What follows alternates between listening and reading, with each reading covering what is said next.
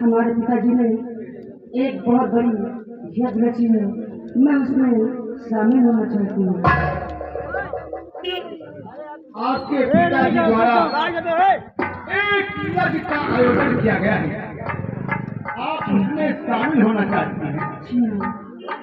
लेकिन इस विषय पर न तो मुझे कोई जानकारी हुई और न ही पिताजी के द्वारा भेजा गया कोई कार्ड। कौतूहल का विषय है कि हम वहाँ आमंत्रित निमंत्रित नहीं हैं, इसलिए हमारा आपका वहाँ जाना मुनासिब नहीं स्वामी, मैं जाऊंगी और ये खबर मुझे नहीं द्वारा मिली है। मैं आपके हाथ जोड़ती हूँ, मुझे आज्ञा दे दो, मैं जाऊंगी। आप हीरागढ़ की राजकुमारी हैं, हीरा नरेश की इकलौती बेटी है और मैं उनका जवाई दामाद हूँ। विक्रम नरेश उस सौरभ का मेरे डंका बजा करता है और एक महान यज्ञ आयोजित किया गया है। जरा सोचो कि बिना बुलाए आप जहाँ भी जाएंगी कुछ नहीं, सिर्फ उपहास होगा, आपकी उपेक्षा होगी, तिरस्कार होगा। नहीं स्वामी, मैं जाऊंगी और वहाँ पर मेरा मान सम्मान होगा, मैं उस यज्ञ में शामिल होना चाहती हूँ।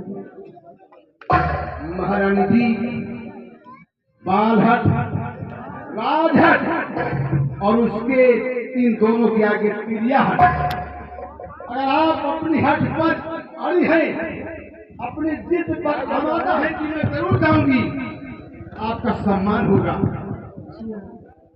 देख सकते हैं गाइस, एक पति जिसे परमेश्वर का दर्जा प्राप्त होता है, उसकी बात न मानते हुए आप अपने पिताजी के उस यज्ञ में शामिल होना चाहती हैं, तो बात पूछी जा सकती है। अगर वहाँ पर आपका सम्मान हुआ तो हमारा भी सम्मान हुआ, अगर आपका अपमान हुआ तो उस अपमान के पहले मेरा नाम जुड़ेगा।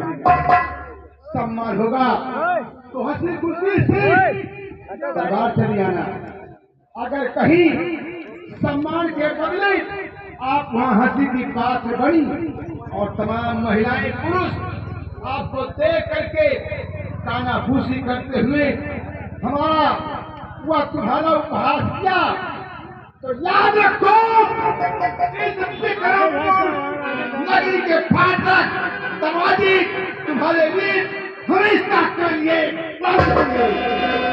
जा सकती हो। धन्यवाद। न्यायाधीश राजा महाराज विक्रम नरेश,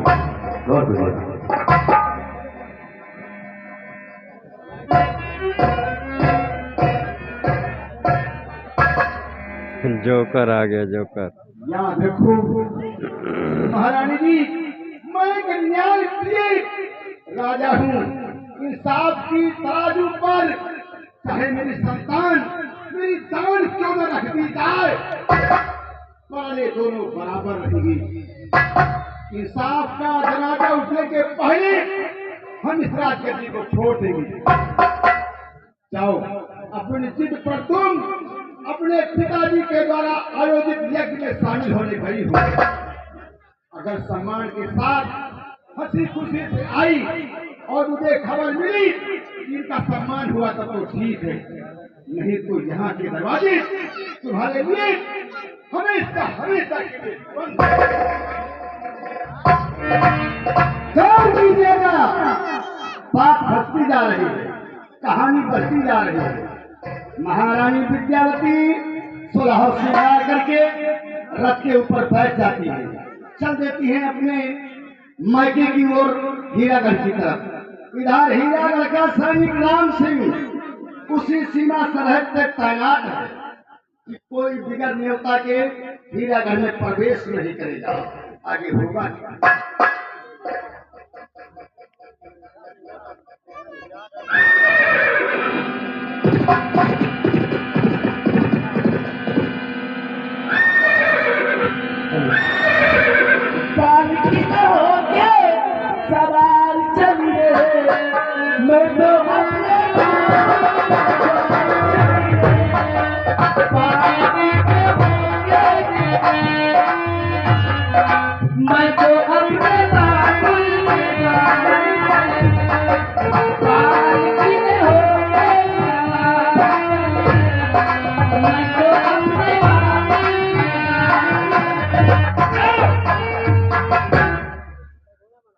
सैनिक राष्ट्र का महारानी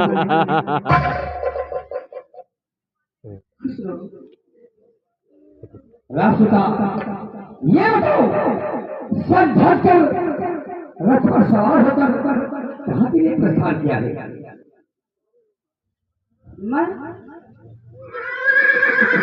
तुम्हें मालूम नहीं है,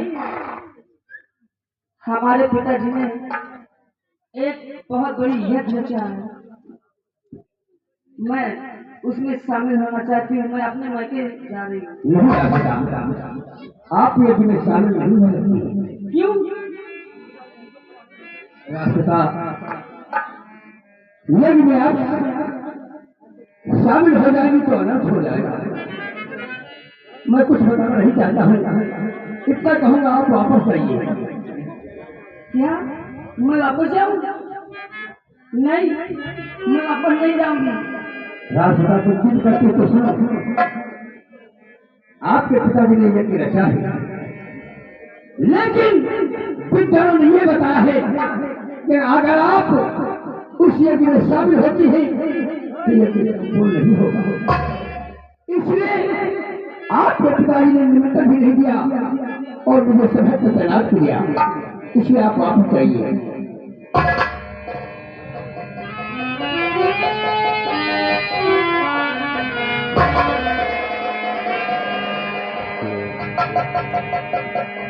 शुरू हो गया भाई। जोर कीजिएगा। संगीत देखने वाले प्रेमियों, सैनिक राम सिंह कहता है कि आपके पिता ने आदेश नहीं दिया है कि आप यज्ञ में शामिल हो। ये बात सुनती है विद्यावती महारानी तो उनके पैरों के नीचे से जमीन सरक जाती है। या भगवान, मैंने अपने पति से क्या कहकर आई हूँ और यहाँ क्या हो गया है? अब मैं क्या करूँ? कुछ समझ में नहीं आता। राष्ट्रता मुझे माफ करना, आप वापस जाइए। मैं यहीं से वापस जा रही हूँ।